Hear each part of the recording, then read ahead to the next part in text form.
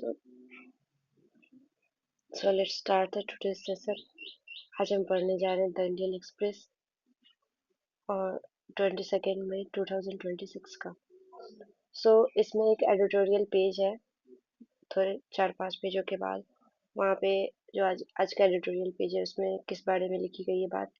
Voice from Ladakh is not a demand for privilege but an appeal to be trusted. यानी लद्दाख के लोग कुछ appeal कर रहे हैं सरकार से, तो उसी बारे में कुछ लिखी गई है चीज़ें, तो उसके बारे में हम देखेंगे नेक्स्ट पेज में जब हम एडिटोरियल पे आएंगे। तो सबसे पहले आज की हेडलाइंस देखते हैं। तो पीएम मोदी लोगों से अपील कर रहे हैं, लोगों से मांग कर रहे हैं कि एक्सप्लोर करने के लिए अल्टरनेटिव एनर्जी सोर्सेस को, यानी जो अल्टरनेटिव सोर्स है, बस हम कोयले पे, एलपीजी, सीएनजी इस पे डिपेंड ना रह के हम लोग और भी एनर्जी सोर्स है लाइक लाइक जो हम लोग देखते हैं ना, पहले के समय में देखते थे कि बस पेट्रोल डीजल पे ही गाड़ियाँ चलती हैं, लेकिन अब ई रिक्शा चलती है, इलेक्ट्रिसिटी चलती है। तो और भी सोर्सेज, अल्टरनेटिव सोर्स हम ढूंढे ताकि हमको फुल्ली डिपेंडेंट ना रहना पड़े फ्यूल्स पे। नो डाउट फ्यूल्स पे तो रहना पड़ेगा, बट हमको ऐसा ढूंढना चाहिए ताकि हम पूरी तरह से उस पर डिपेंड ही ना हो जाए, ताकि ऐसा ना हो कि crisis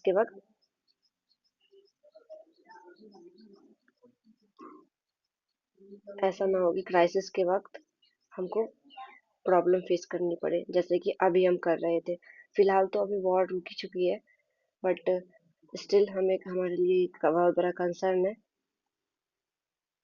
PM tells government amid West Asia crisis. Okay, PM ने ऐसा कब कब कहा, जब वेस्ट एशिया में एक क्राइसिस चल रही है, इस वजह से इसको देख के।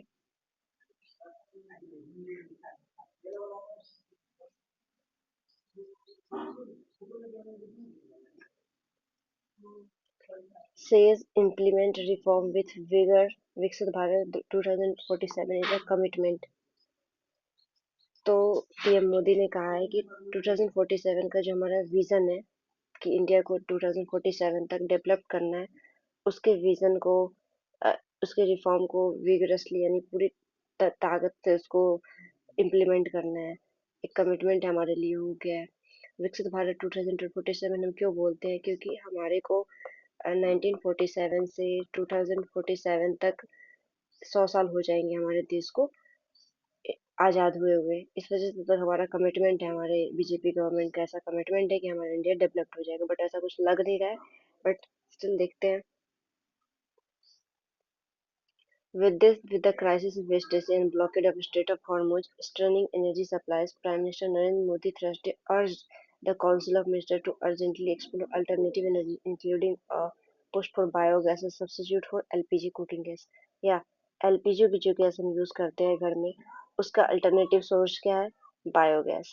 हमें सरकार कह नहीं रही है कि तुम लोग ऐसा एलपीजी यूज करना ही बंद कर दो, क्योंकि ये प्रैक्टिकली पॉसिबल नहीं है हमारे लिए, है ना, कि एलपीजी से तुरंत traditional conventional source of energy पे चले जाएं हम। ये प्रैक्टिकली हमारे लिए पॉसिबल नहीं है, इसलिए हमारे लिए अल्टरनेटिव क्या है? एलपीजी का बायोगैस। तो ऐसा कह रही है सरकार लोग अपने मिनिस्टर से कि ऐसा ढूंढने के लिए। ओके, तो पीएम मोदी हमारे न्यू दिल्ली में आ गए हैं 5 देशों के दौरे के बाद। तो ये बहुत सारे कंट्री गए हुए थे, यूएई, फिर इटली, इटली गए थे, नेदरलैंड, स्वीडन, नॉर्वे एक्सेट्रा। तो इन सब जगह पे गए थे एक बायलैटरल रिलेशन बनाने के लिए, अच्छी अच्छी चीजें हुई ताकि हमारे दोनों देश के लिए। Supply chain hit, government ask industry if local production of 200 petro item possible. तो सप्लाई चेन भी हिट हुआ है, यानी उसको प्रॉब्लम फेस करना पड़ रहा है, क्योंकि जैसा कि वॉर चल रहा है, तो उसमें से जितने भी शिप आ रही थी उधर से, तो इसमें प्रॉब्लम फेस करना पड़ा उनको। शिप आ नहीं पा रही है हमारे यहाँ पे, हमारे इंडिया में। तो उससे से क्या होगा कि हमारी इंडस्ट्री को भी सप्लाई नहीं मिल पा रहा है, जो रॉ मटेरियल चाहिए वो नहीं मिल पा रहा।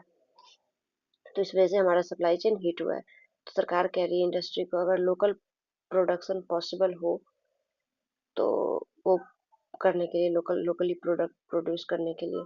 तो डीपीआईआईटी एक डिपार्टमेंट है, डीपीआईआईटी, ये है department for promotion of industry and internal trade. एक मीटिंग में with petrochemical industry has asked to them to urgently respond on the scope to indemnise the production of over 200 highly imported dependent petrochemical item। तो DPIIT ने एक meeting में petrochemical industry के साथ एक meeting की। ये एक डिपार्टमेंट है, department for promotion of industry and internal trade. तो इसको मीटिंग करके कहा कि हमको अर्जेंटली रिस्पॉन्ड करने की ज़रूरत है, ताकि जो हम जितने भी जो आइटम जो कि हम इंपोर्ट करते थे, जो जो आइटम्स उसको इंडियनाइज करें, यानी लोकली प्रोड्यूस करें। This item cumulatively account for annual billion import 50 billion and the massive from DPIIT। तो ऐसा कहा है डीपीआईआईटी ने मीटिंग करने के बाद कि हमको इंडियनाइज करना चाहिए, लोकली प्रोड्यूस करना चाहिए सब चीज़ें। Amid mid-May, only 4,000 pleas cleared by Bengal SIA tribunal, 4,000 back on roll,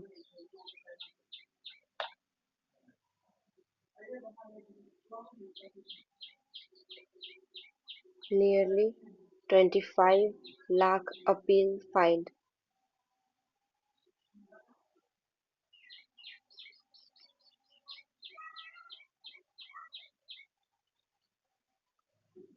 until mid-May, only 6,000 plea cleared by Bengal SIR tribunal, 4,000 back on roll।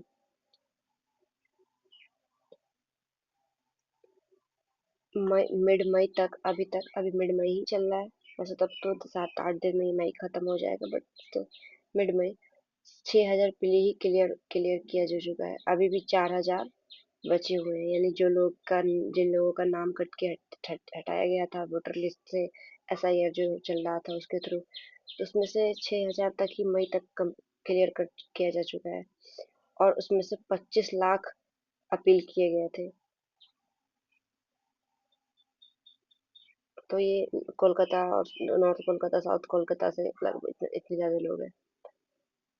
तो ये सब चीजें चल रही है अभी। वैसे तो एक चल रही है एक हमारे बहुत आप लोग सुन रहे होंगे रील्स में, सोशल मीडिया पे देख रहे होंगे, कॉकरोच जनता पार्टी। क्योंकि जो ये क्यों बनी है, क्योंकि है ना कि हमारे जो सरकार है, करंट जो रूल कर रही है भारतीय जनता पार्टी, उसको अगेंस्ट में एक बनी है। यूथ जो है हमारे वो बनाए हैं कॉकरोच जनता पार्टी के जो लोग बेरोजगार हैं, इसमें आके जुड़े, जिनके पास कोई काम नहीं है, जो पढ़े लिखे हैं, इन सब चीजों, इन सब ताकि सरकार के खिलाफ आवाज उठा सके। तो इन cockroach Janta party handle government सीजन national security threat asks X to block. Okay, X यहाँ पे क्या है, ट्विटर है। तो सरकार का कहना है कि जो कॉकरोच जनता पार्टी है, जो कि जो चला रही है सोशल मीडिया पे अपना अकाउंट, उसको एक्स एक्स का कहना है कि इसको बंद कर दो, क्योंकि ये हमारे देश के लिए थ्रेट है, खतरे सिक्योरिटी के लिए हमारे थ्रेट है। तो ऐसा ट्विटर से डिमांड किया है सरकार ने। लेकिन कुछ भी हो, लेकिन देखो, क्योंकि जो ट्विटर है ना, एक्स, जो एलन मस्क, वो फ्री स्पीच को ज्यादा प्रमोट करते हैं, तो ये मे बी पॉसिबल हो ना हो, वो देखते हैं।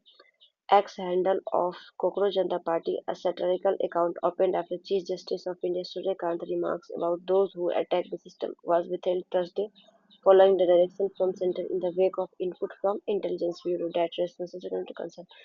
तो क्या था ना कि कुछ समय पहले, कुछ 8 दिन पहले, एक जो चीफ जस्टिस है हमारे इंडिया के, सूर्यकांत, उन्होंने लोग जो लोग के पास काम नहीं है ना, बेरोजगार, उनको कॉकरोच कह दिया कि वो कॉकरोच की तरह है, जितना भी मारो वापस चले आते हैं, ऐसे से। तो उसी के खिलाफ लोगों ने ऐसा आवाज उठाया कि हमें कॉकरोच कैसे बोल सकते हैं। तो यहाँ में जो यूथ है उनको इस एक कैंपेन, एक तरह का ऑनलाइन कैंपेन ये लोग चला रहे हैं।